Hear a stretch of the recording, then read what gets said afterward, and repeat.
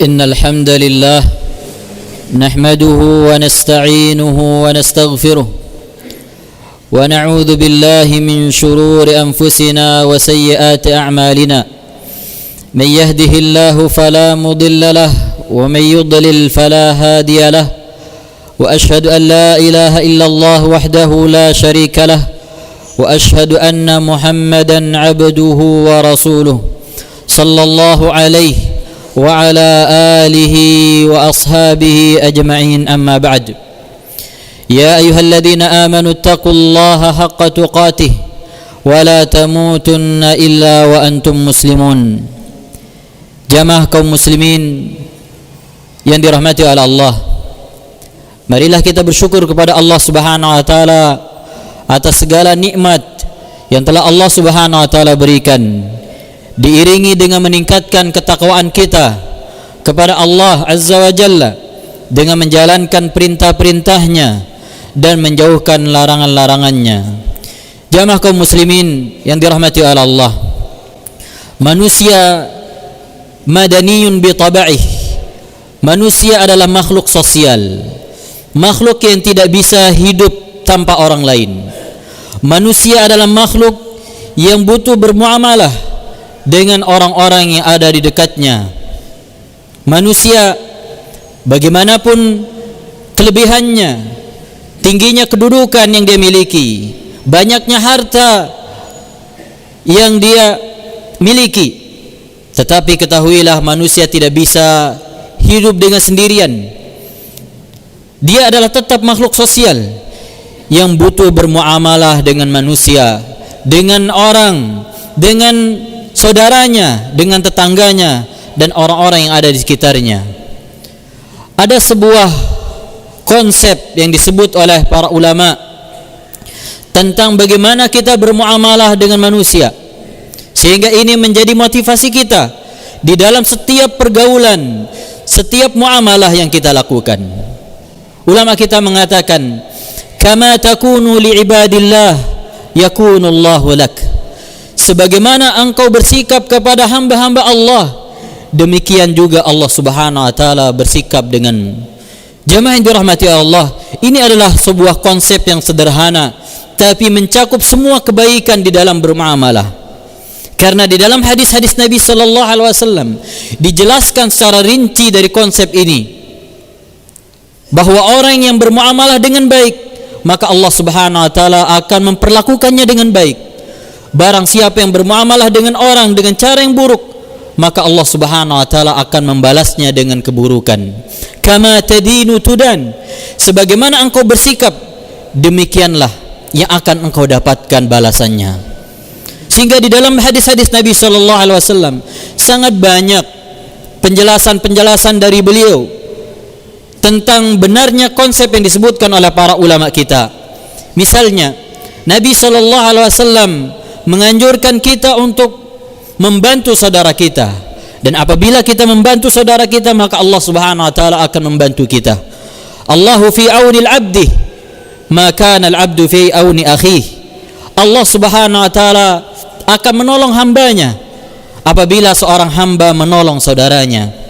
Allah Subhanahu wa taala akan memaafkan kita apabila kita memaafkan saudara-saudara kita. Allah Subhanahu wa taala berfirman, wal ya'fu wal yasfahu. Hendaknya mereka memberikan maaf. Ala tuhibbuna ay yaghfirallahu lakum. Tidakkah kalian ingin Allah Subhanahu wa taala memaafkan dosa-dosa kalian? Apabila kita berusaha mengeluarkan orang dari kesusahannya yang berat, maka Allah Subhanahu wa taala akan mengeluarkan kita dari kesusahan yang terberat nanti di hari kiamat. Nabi sallallahu alaihi wasallam bersabda, man faraja an muslimin qurbatan farajallahu anhu qurbatan min kurabi yaumil qiyamah. Barang siapa yang berusaha mengeluarkan seorang muslim dari kesusahan yang sangat berat, maka Allah Subhanahu wa taala akan mengeluarkannya dari kesusahan yang sangat berat nanti di hari kiamat. Sebagai tambahan faedah dari hadis ini, kurbah itu adalah kesusahan yang sangat sulit, kesusahan yang sangat berat, dan Allah Subhanahu wa taala menjanjikan balasannya nanti di hari kiamat, bukan di dunia. Kenapa?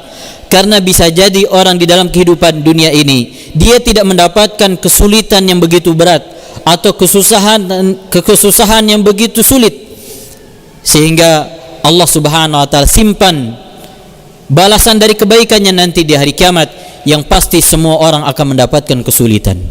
Begitu juga Nabi sallallahu alaihi wasallam bersabda dalam hadis yang lain, barang siapa yang memudahkan urusan orang, maka Allah Subhanahu wa taala akan memudahkan urusannya di dunia dan akhirat. Man yassara mu'siran yassarallahu alaihi fid dunya wal akhirah. Barang siapa yang memudahkan urusan orang yang mengalami kesulitan, maka Allah akan memudahkan urusannya di dunia dan akhirat. Di dalam hadis yang lain, Nabi sallallahu alaihi wasallam bersabda, Allahumma man rafaqa bi ummati farfuq bihi. Ya Allah, barang siapa yang bersikap baik kepada hambaku, kepada umatku, maka bersikaplah baik kepadanya. Wa man syaqqa alaihim fasyuqqa alaih. Barang siapa yang menyulitkan mereka, sulitkan dia ya Allah. Ini dalam hal kebaikan. Apabila kita berbuat baik kepada orang, apapun itu bentuknya, baik itu kebaikan lisan, sikap, perbuatan, maka Allah Subhanahu wa taala akan bersikap yang baik kepada kita. Demikian juga sebaliknya, jamaah yang dirahmati Allah. Apabila kita bersikap buruk kepada orang, maka Allah Subhanahu wa taala akan membalas dan keburukan kepada kita. Nabi sallallahu alaihi wasallam bersabda, "Innallaha yu'adzibu alladhina yu'adzibuna an-nas fid dunya." Sesungguhnya Allah akan menyiksa orang-orang yang menyiksa manusia di dunia. Orang-orang yang berbuat zalim maka akan mendapatkan balasannya dari Allah Subhanahu wa taala. Bahkan di dalam lanjutan hadis tadi, ketika Nabi sallallahu alaihi wasallam bersabda, Allahumma man rafaqa bi ummati farfuq bihi. Ya Allah, barang siapa yang bersikap baik, berlemah lembut dengan umatku, maka berlemah lembutlah dengannya. Wa man syaqqa alaihim fasyuqqa alaih. Barang siapa yang memberatkan mereka, ya Allah, beratkan dia, susahkan dia, sulitkan urusan-urusannya. Begitu juga jamaah yang dirahmati Allah, ada satu hadis yang ini patut kita renungi, terutama di zaman sekarang ini ketika begitu mudah kita menyebarkan aib saudara-saudara kita. Nabi sallallahu alaihi wasallam bersabda, "Man satara musliman satarahu Allah." Barang siapa yang menjaga aib saudaranya yang muslim, maka Allah akan menjaganya. Man tatabba'a awrata akhihi al-muslim. Barang siapa yang mencari-cari aib saudaranya yang muslim, tatabba'a Allahu awratahu, maka Allah akan mencari-cari kesalahannya. Man tatabba'a Allahu awratahu yufdihhu walau fi jawfi rahlih. Barang siapa yang dicari kesalahannya oleh Allah Subhanahu wa taala, maka Allah akan membongkar aibnya sekalipun aib itu dia lakukan di dalam rumahnya. Ancaman yang menakutkan, jamaah yang dirahmati Allah. Membongkar aib saudara kita atau mencari-cari kesalahan mereka, maka bukan manusia yang akan mencari aib kita, tapi Allah Subhanahu wa taala yang akan membongkarnya. Tapi apabila kita menutup aib saudara kita, maka Allah Subhanahu wa taala akan menutup aib kita. Nabi sallallahu alaihi wasallam juga bersabda, "Man la yarhamun nas la yarhamuhullah." Barang siapa yang tidak menyayangi manusia, maka Allah Subhanahu wa taala tidak akan menyayanginya. Ini adalah sebuah konsep di dalam bermuamalah yang sangat baik, yang sesuai dengan pengertian akhlak yang didefinisikan oleh para ulama kita. Ulama menyebutkan definisi akhlak yang baik adalah badlun nada wa kafful adha wa talaqatul wajhi. Akhlak yang baik adalah berusaha memberikan kebaikan, apapun bentuk kebaikan itu, sekecil apapun kebaikan itu, apabila kita bisa memberikannya, berikanlah. Sebagaimana dalam hadis Nabi sallallahu alaihi wasallam, man istata'a ayyum fi akhihi falyanfa'hu aw falyaf'alhu. Barang siapa yang bisa memberikan kebaikan kepada saudaranya, memberikan manfaat kepada saudaranya, maka hendaknya dia lakukan. Sekecil apapun kebaikan, kalau memang itu yang bisa kita berikan, berikan, karena itu adalah bagian dari akhlak. Tapi sampai di sini tidak cukup. Kita tidak cukup hanya memberikan kebaikan kepada orang, namun tidak menjaga diri dari menyakiti mereka. Sehingga bagian kedua dari akhlak yang baik adalah kafful adha, menahan diri untuk tidak menyakiti orang lain. Dan disempurnakan dengan wajah yang cerah, wajah yang ceria ketika bertemu, ketika kita berbuat baik kepada saudara-saudara kita. Wa talaqatul wajhi, dan berwajah yang seri. Dan ini juga jamaah yang dirahmati oleh Allah, sesuai dengan firman Allah Subhanahu wa taala yang selalu disampaikan di dalam khutbah-khutbah.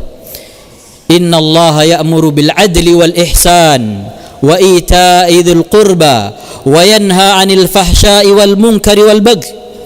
Sesungguhnya Allah Subhanahu wa taala memerintahkan untuk berbuat adil, berbuat baik, dan memberikan kebaikan kepada kerabat. Dan Allah Subhanahu wa taala mencegah dari kemungkaran, dari perbuatan keji dan permusuhan. Ya'idzukum la'allakum tadhakkarun. Allah Subhanahu wa taala memberikan kepada kalian pelajaran agar kalian ingat. Ayat yang setiap saat kita dengarkan di khutbah-khutbah. Begitu juga mungkin di kesempatan yang lain. Tapi terkadang kita masih lalai dari maknanya. Kita masih lalai dari mengamalkannya. Maka marilah jamaah yang dirahmati Allah, untuk sama-sama kita memiliki akhlak yang baik. Karena hakikatnya dorongan pertama, motivasi pertama kita berbuat baik adalah agar Allah Subhanahu wa taala memberikan kepada kita kebaikan. Dan yang menghalangi pertama kali kita untuk berbuat buruk kepada orang adalah kita takut akan balasan Allah Subhanahu wa taala. Aqulu ma tasma'un, astaghfirullah li wa lakum wa lisairil muslimin fastaghfiruh innahu huwal ghafurur rahim.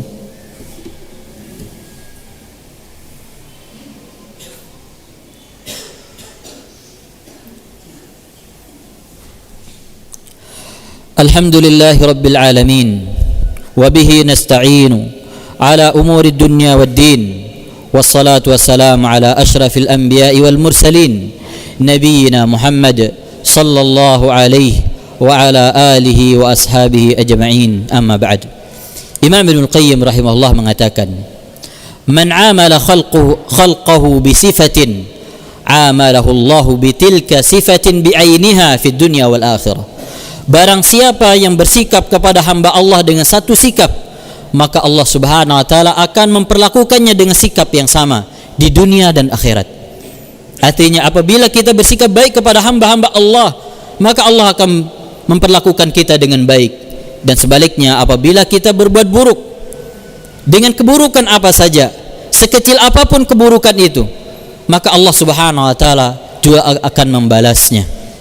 Oleh karena itu jamaah yang dirahmati Allah, akhlak yang baik adalah akhlak yang akan menjadikan muamalah kita sesama manusia menjadi indah. Akhlak yang baik akan menjadikan kehidupan ini tenang. Dan sebaliknya, apabila di antara sesama kita di dalam bergaul, di dalam bermuamalah tidak memperhatikan akhlak yang baik, maka kehidupan ini tidak ubahnya seperti ujian berat, seperti siksaan dan azab dari Allah tabaraka wa taala.